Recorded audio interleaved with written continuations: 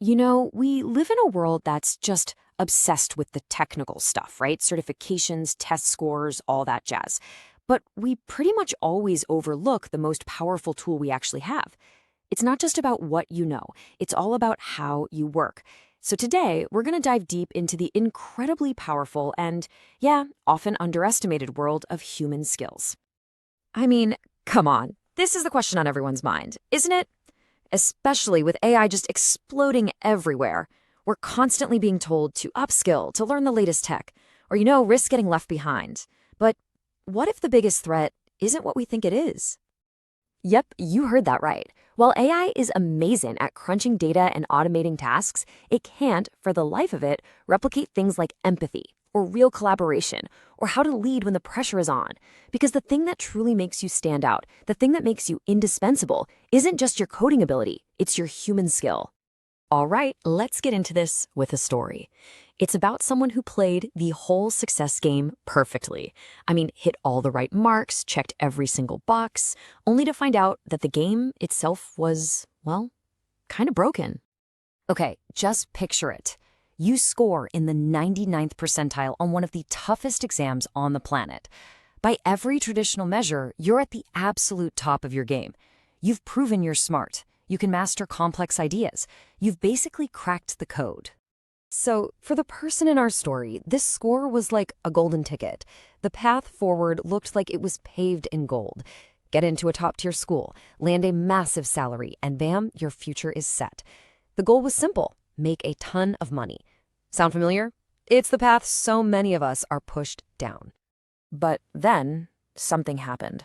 An event so jarring that it just completely shattered this perfect picture of success and forced this huge, fundamental reevaluation of what words like education and success even mean.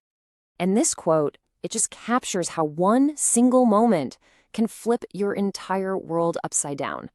A domestic violence case happened in her community, a community, by the way, filled with incredibly educated people, and it sparked a really profound personal crisis. And here it is. This is the detail that was just so shocking. The person at the center of this awful incident wasn't uneducated or unsuccessful by society's standards. Far from it. He was a graduate from one of the most prestigious institutes in the country. And that just didn't compute. This is the question that just wouldn't let go. If someone with all the best credentials could be involved in something like this, then what was the point of all that education? Was it really just about collecting degrees and a fat paycheck, or was it supposed to be about something deeper, about how we act, how we treat people, how we actually live our lives? So this question sent her on a journey, deep into the education system, searching for that missing piece of the puzzle. And what she found was this: critical loophole, a huge fundamental gap in what we're all being taught. She gave it a name: socio-emotional and ethical learning, or SEAL for short. This is basically the instruction manual for the very human skills that we're so obviously missing. This isn't about memorizing facts from a textbook, it's about understanding ourselves and how we show up in the world. Now, SEAL is built on 5 core ideas. First up, self-awareness, basically knowing what you're good at and what you're not so good at.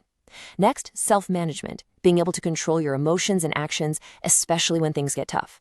Then you've got social awareness. That's about seeing things from other people's perspectives. Fourth is relationship building, making and keeping healthy connections. And finally, critical thinking, which is all about making good, responsible choices. These right here, these are the real building blocks of human skill. So great. How does all this touchy-feely stuff translate to the real world, to your job? Well, it turns out these SEL skills aren't just for personal growth. They are the secret weapon that recruiters are desperately looking for. In fact, they often value them way more than your technical abilities. Okay, check this out. This is real feedback a student got from a recruiter. Notice what they're not talking about. They're not praising a specific coding language.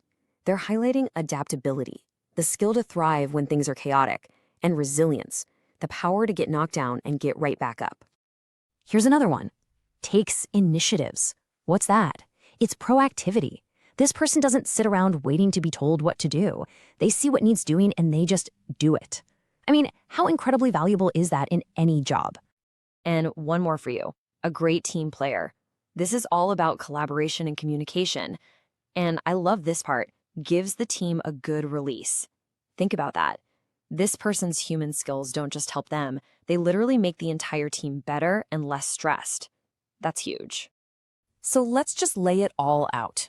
When a recruiter uses corporate speak like flourishes in an unstructured environment, what they're really saying is adaptability. When they say takes initiatives, they mean proactiveness. Great team player is just another way of saying collaboration. And overcame struggles, that is pure, unadulterated resilience. These are the skills that get things done. Okay, so you're probably thinking, how do I get these skills? Well, the source material gives us a super clear, actionable framework. Let's call them the 4 superpowers that will absolutely drive your success and productivity at work. First step, proactiveness. Simple rule. Don't just bring problems, bring solutions. Try this next week. When you see a small issue, don't just point it out. Suggest one simple fix for it. Second, RICE communication. That stands for real, impactful communication with empathy. It just means thinking before you speak and considering how your words will actually land. Third, problem solving. This is about going beyond just spotting what's wrong and actually getting creative about how to make it right. And finally, learning agility. Your ability to learn and adapt is everything. Just block out 30 minutes a week to read one new article about your industry. That's it.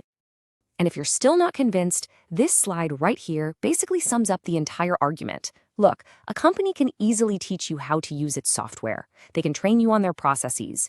But it is so much harder to teach someone how to have a good attitude, how to be a team player, or how to manage their stress.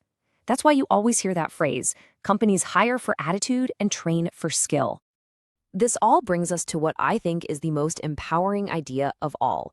We tend to think of skills as these innate things we're just born with. You're either good at it or you're not.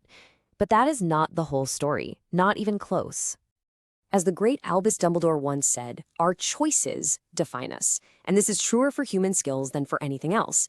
You are not born a great communicator. You're not born a resilient problem solver. You become one, and you do it through conscious, deliberate choices day in and day out. I mean, really think about it. Choosing to manage your frustration instead of snapping, that's a choice. Choosing to really listen with empathy instead of just waiting for your turn to talk, that's a choice. Taking initiative is a choice. These aren't fixed traits, they are muscles. And the more you work them, the stronger they get. This means your professional value is something you are actively building every single day. So I'll leave you with this one question. Forget about what you were born with. Forget what your test scores say. Looking at that list of superpowers, proactiveness, communication, problem solving, learning agility, what is the one skill you are going to consciously choose to practice and build starting today?